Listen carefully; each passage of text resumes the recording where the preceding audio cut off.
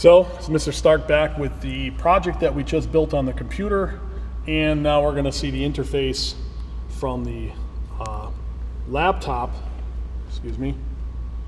to the PLC itself. So right now you're looking at the program, the stop button is in place, and we can tell because the cover's on. I'll reiterate again, if I take the cover off, that went back to an open state because we know we need this button in order for everything to work. This is the actual normally closed portion, so when I hit it, it becomes open. And when I snap it on the cover, this is a closed contact right now. These two leads in here, they're closed. So when we put this back on, we're actually putting the circuit in the real state that it should be in.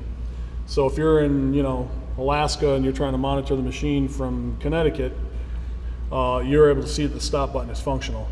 So now we come over, we want to hit this start button. So what we're going to do is we're going to momentarily hit it. And what I want you to see is I hit the button, I'm going to hit this start button. Watch how it just momentarily turns green because it's going to release. It was so quick you didn't see it. So I'm going to do it again. Let's hit the stop, momentarily hit it. See, I'm holding the start button, but I release it, and that goes away. And I'm able to get this contact, imaginary contact, really in the PLC to maintain the circuit to the coil. Coil's energized, that contact closed. The second output, which is Q0.1, is my light, my green light, turns on. Let's take a look at how that looks in the lab. So for now, we'll just take a look at it. Output 0 and output 1 are both energized. The PLC is showing it. Output 0 is my relay, so we know that's energized.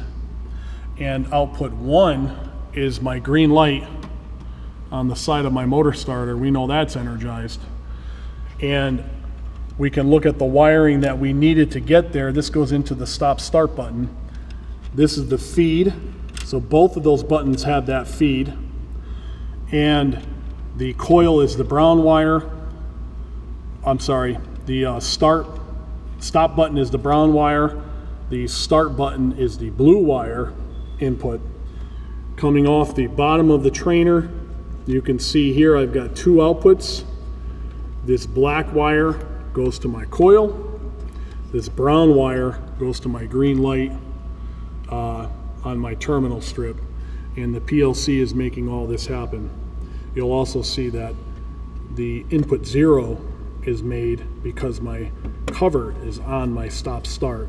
If I took it off, you lose everything because I had it started. If I put it back on, you can see the stop button is made, and once again we hit the start button, we get our outputs to come on. So that's the working circuit in the trainer, and that's basically that. So hopefully you enjoyed that, and we'll see you at the next video.